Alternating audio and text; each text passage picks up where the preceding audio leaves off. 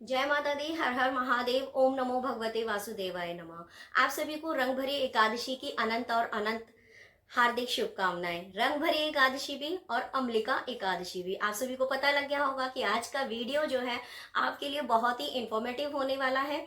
Video को अंत तक जरूर देखिएगा। अगर आप मेरे चैनल पर नए हैं तो चैनल को सब्सक्राइब जरूर कीजिएगा और प्रेस कीजिएगा बेल आइकन को, जिससे कि मेरे आने वाले सभी वीडियो के नोटिफिकेशन आपको मिल सके। तो ओम नमो भगवते वासुदेवाय नमः। आज का वीडियो है हमारा जो अब शुक्ल पक्ष की फागुन माह में जो शुक्ल पक्ष की एकादशी आने वाली है उसके बारे में। उसका व्रत जो है 9 मार्च को रखना है या 10 मार्च को रखना है। तो इस बार जो है बहुत ही संशय बना हुआ है। और देखिएगा ये रंग भरी एकादशी है और इसका बहुत बड़ा महत्व है। खाटू श्याम में बहुत ही मतलब भारी संख्या में बाबा श्याम को मानने वाले भक्त, उनके अनुयायी, उनके फॉलोवर, उनके मतलब कुछ भी कह लीजिएगा, इतनी भारी मात्रा में वहां पर पहुंचे हुए हैं, मैं आपको बता नहीं सकती। तो बाबा श्याम की कृपा पाने के लिए भी लोग वहां पर कहाँ जा रहे हैं? राजस्थान में। और 16 किलोमीटर पैदल चलकर निशान भी चढ़ा रहे हैं। तो बहुत बड़ा महत्व है खाटू श्याम की पूजा अर्चना करने का। कहते हैं ना, फागुन मेला द्वादशी उत्सव भारी होए। तो बहुत देखिएगा मेरे उत्सव भारी होए। और जो बाबा की दरबार जाए वहां से खाली ना आए कोई। तो ऐसा बहुत बड़ा महत्व है इस एकादशी का, क्योंकि बाबा श्याम जो है वो भी भगवान विष्णु के ही अवतार बताए जाते हैं। और भगवान विष्णु की उन्हें असीम अनुकंपा, असीम आशीर्वाद और उनके ऊपर बहुत बड़ी कृपा। उन्होंने ही कहा था कि कलयुग में आप जो है भक्तों के सभी जो आज सभी जगह से हार जाएगा, जो भी आपके दरबार आएगा उसका आप सहारा बनोगे। इसीलिए उन्हें हारे का सहारा भी कहा जाता है। तो बाबा श्याम प्यारे की एक बार आप सब भी जय बोल दीजिएगा। हारे के सहारे की जय, बाबा श्याम की जय। तो बहुत बड़ा महत्व है इस एकादशी का। तो आज की इस वीडियो में मैं आपको जानकारी दूंगी कि रंग भरी एकादशी इसे क्यों कहते हैं, व्रत पारायण का समय क्या है और किस दिन इस व्रत को रखा जाएगा, मतलब किस तिथि को, मतलब 9 मार्च को या 10 मार्च को। दूसरा, पूजन सामग्री हमें क्या क्या चाहिए होगी। बाकी टोटल ओवरऑल जानकारी मैं आपको इस वीडियो में देने वाली हूँ। दूसरा देखिएगा, मैंने अपनी अन्य एकादशी के रिगार्ड जो वीडियो अपने चैनल पर डाली हुई हैं। मैंने लास्ट टाइम एक वीडियो डाला था, जिनके घर में लड्डू गोपाल हैं या फिर जिनके घर में जुगल जोड़ी सरकार है या फिर जिनके घर में विष्णु भगवान की प्रतिमा है, तो वो पूजा अर्चना कैसे करें, मैंने प्रैक्टिकल करके पंचामृत स्नान वगैरह मतलब पूजा का पूरा प्रोसेस मैंने अपनी वीडियो में दिखाया है। साथ के साथ मैंने ये भी बताया है कि एकादशी के दिन जो है माता तुलसी की पूजा अर्चना करने का विशेष महत्व होता है। तो वो सारी चीज भी मैंने अपनी उस वीडियो में दिखाई है। तो उस वीडियो का लिंक जो है आपको मेरे इस वीडियो के डिस्क्रिप्शन बॉक्स में मिल जाएगा, आप वो भी जरूर देखिएगा। जय माता दी। चलते हैं, आगे बढ़ाते हैं जानकारी को। तो सबसे पहले हम बात कर लेते हैं कि व्रत कब है, शुक्ल पक्ष की एकादशी का जो व्रत है वो कब है। तो देखिएगा, मैं आपको बता दूं कि 9 मार्च को हमारी जो एकादशी है वो 9 मार्च को मिल रही है हमें 7:45 से। ठीक है, 7:45 से वो मिल रही है। और सुबह जो है हमें वो समाप्त हो रही है, जिसका समापन है 10 मार्च को 7:44 पर। तो उसका समापन अगले दिन 10 मार्च को हो रहा है। फिर उसके बाद द्वादशी तिथि शुरू हो जाएगी। तो इसका मतलब है, हमारे विष्णु पुराण में भी लिखा गया है और हमारे शास्त्रों में भी लिखा गया है कि एकादशी का व्रत जब 2 तिथियों का, जब 3 तिथियों का जब मिलन होता है तो उसे जो है बहुफलीय एकादशी का व्रत माना जाता है। तो इसीलिए इस बार जो है एकादशी का जो व्रत है वो 10 मार्च 2025 दिन सोमवार को रखा जाएगा। ये मैंने बता दिया आपको कि आपको व्रत कब रखना है। अब चलते हैं हम अपने अगली जानकारी की ओर कि इस दिन जो है व्रत तो हम रखेंगे। अब देखिएगा, उससे पहले सोमवार का व्रत है, संडे पड़ जाएगा आपका। तो मैं हमेशा अपनी वीडियो में बताती हूँ कि जो भी पूजन सामग्री आपको चाहिए, स्पेशल ऑफ तुलसी दल, क्योंकि तुलसी दल के बिना भगवान विष्णु की पूजा जो है हमेशा अधूरी मानी जाती है। 56 भोग एक तरफ होते हैं और तुलसी दल, केवल एक तुलसी दल जो है 56 भोग पर भारी होता है। तो इसीलिए भगवान श्री की हरि की पूजा में तुलसी का प्रयोग करना है तो आपको सैटरडे को ही तुलसी दल तोड़ लेने हैं, क्योंकि संडे को भी तुलसी दल नहीं तोड़े जाते हैं, अमावस्या तिथि को भी नहीं तोड़े जाते हैं, और एकादशी को तो बिल्कुल ही तुलसी माता को स्पर्श नहीं किया जाता है। आप दूर से ही अपने जो है कहते हैं ना, एक होती है शारीरिक पूजा और एक होती है मानसिक पूजा, तो मानसिक पूजा के रूप में ही तुलसी माता की आपको पूजा अर्चना करनी है। जल भी अर्पित नहीं किया जाता है, आप धूप दीप दान कर सकते हैं और जल के जगह पर आप उन्हें क्या कच्चा दूध अर्पित कर सकते हैं, वो भी बहुत कम मात्रा में, ऐसा नहीं लोटा भर के आपको उनको अर्पित करना है। इसके रिगार्ड जो वीडियो है वो आपको मेरे चैनल पर जरूर मिलेगा, उसका जो लिंक है मैं डिस्क्रिप्शन में दे दूंगी। अब हम चलते हैं पूजन सामग्री हमें क्या क्या क्या चाहिए होती है। तुलसी दल के बारे में मैंने स्पेशली आपको बता दिया। उसके बाद आपको विष्णु भगवान की पूजा में अक्षत का इस्तेमाल नहीं करना है, सफेद तिल का इस्तेमाल करना है, धूप बत्ती लेनी है आपको, माचिस लेनी है, घी लेना है, रोली लेनी है, चंदन लेना है, पीले रंग का चंदन, फूल माला मतलब पुष्प लेने हैं आपको पीले रंग के, भगवान को पहनाने के लिए आपको पीले वस्त्र लेने हैं। उसके बाद गंगा जल चाहिए आपको, शुद्ध जल चाहिए, भगवान को स्नान कराने के लिए पंचामृत चाहिए, भोग लगाने के लिए आपको फल चाहिए। फल में आप केले का प्रयोग जरूर करिएगा, बाकी ऋतु का जो भी फल हो आपके पास अवेलेबल हो उसका आपको भोग लगाना है।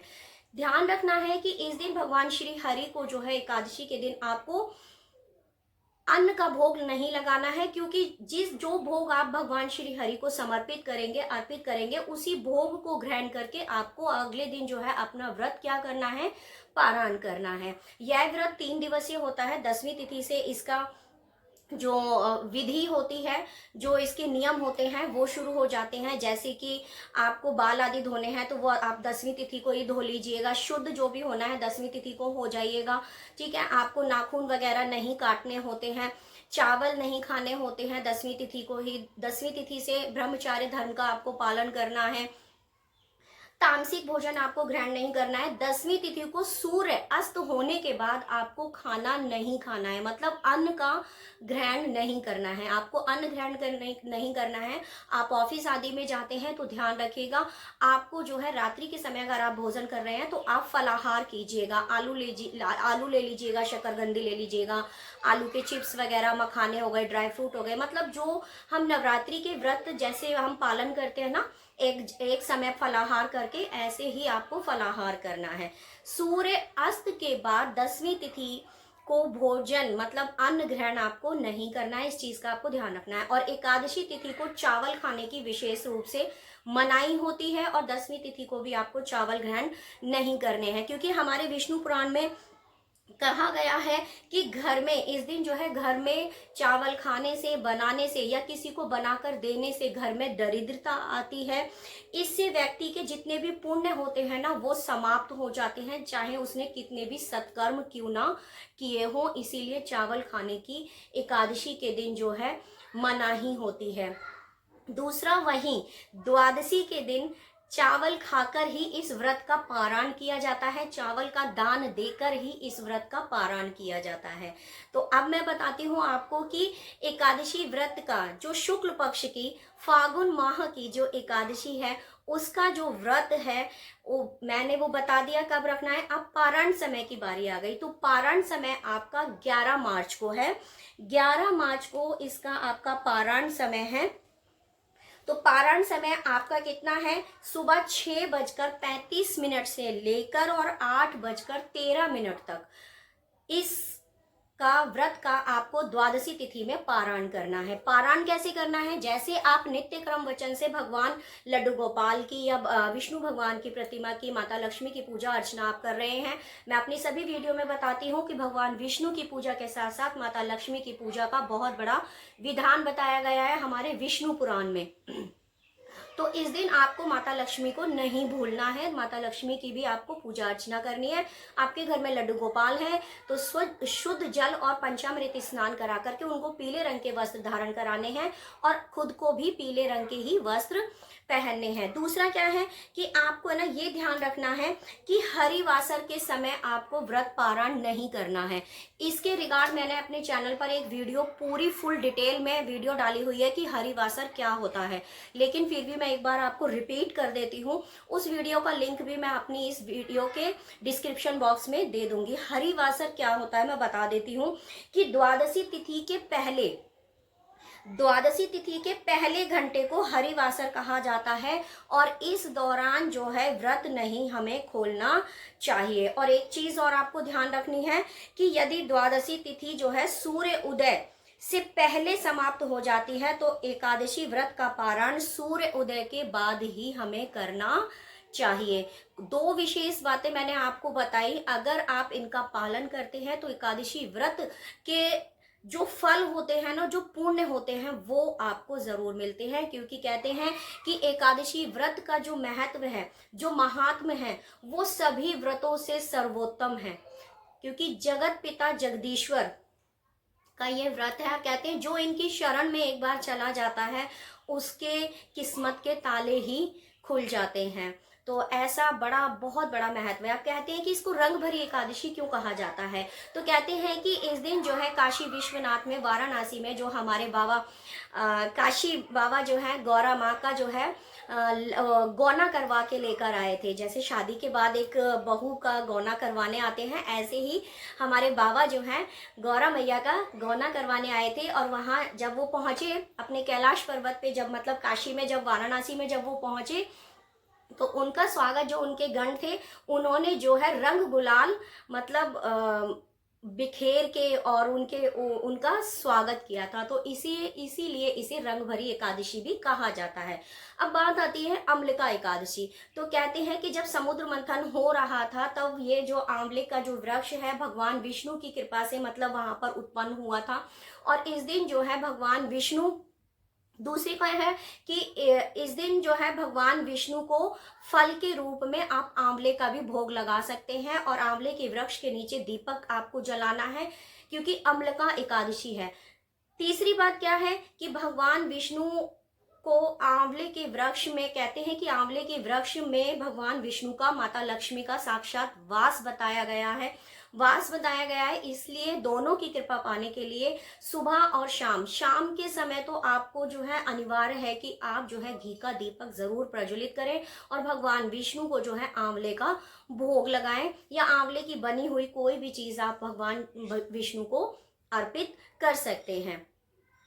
तीसरी अब चलते हैं हम अपनी मेन इंपॉर्टेंट बात पे कि इस व्रत का जब आप पारायण कर रहे हैं तो ध्यान रखना है आपको कि सुबह जो है द्वादशी के दिन आपको जल्दी उठना है, स्नान आदि से, शौच आदि से निवृत्त होकर के आपको जो है भगवान लड्डू गोपाल को या प्रतिमा जो है उनको गंगा जल के छींटे दे के लड्डू गोपाल को पंचामृत का स्नान करा करके उनको अच्छे से धूप दीप दान करके उनके समक्ष पंचामृत का भोग आपको लगाना है। क्योंकि जिस पंचामृत का भोग आप भगवान विष्णु को लगाएंगे, लड्डू गोपाल को लगाएंगे, उसी पंचामृत को पी करके एक तुलसी दल आपको अपने राइट हैंड पे रखना है और पंचामृत उसमें डालना है और एक अक्षत का दाना रख करके और आपको वो निगल लेना है।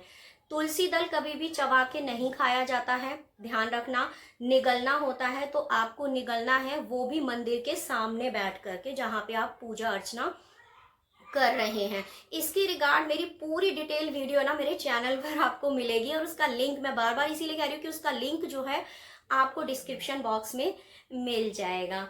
तो ऐसे आपको व्रत पारण करना है। दूसरा देखिएगा, इस दिन जो है द्वादशी के दिन आप किसी भी नीडेड पर्सन को एक समय का भोजन कराएं या फिर एक समय का उसका भोजन बन सके उसके घर में, इतने आप चावल और गुड़ का दान कीजिए। बाकी अपने सामर्थ्य के अनुसार जो आप दान कर रहे हैं उसमें तुलसी दल जरूर होना चाहिए।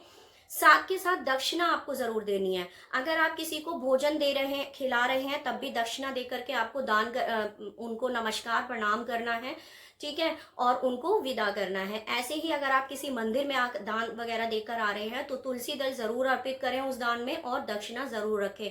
दक्षिणा जो है हमारी हमारी जो त्रुटियां हो जाती है ना उसकी पूर्ति के लिए होती है। तो ऐसा कहा जाता है। लास्ट में जब आप कर रहे हो ये सारे कार्य, तो द्वादशी के दिन आपको क्षमा प्रार्थना भी करनी है कि हे विष्णु भगवान, आपकी पूजा अर्चना में कोई मुझसे भूल हो गई हो तो मुझे क्षमा करना, आपका दिया मैंने आपको समर्पित किया और मेरे इसी भाव को आप हमेशा स्वीकार करना। तो इस तरीके से आपको द्वादशी का व्रत अपना व्रत, द्वादशी के दिन अपने व्रत का पारण करके और अपने व्रत का जो एकादशी का जो व्रत है उसके फल को आपको प्राप्त करना है। तो जय माता दी, हर हर महादेव। मैंने पारायण भी बता दिया आपको, साथ के साथ महत्व भी बता दिया इसका। मैं फिर से बता दूं कि एकादशी के व्रत का जो महात्म है और जो महत्व है उसको कह पाना मेरे लिए बहुत असंभव है, क्योंकि श्री हरि का बखान मैं कर पाऊँ इतनी मेरी हैसियत नहीं है।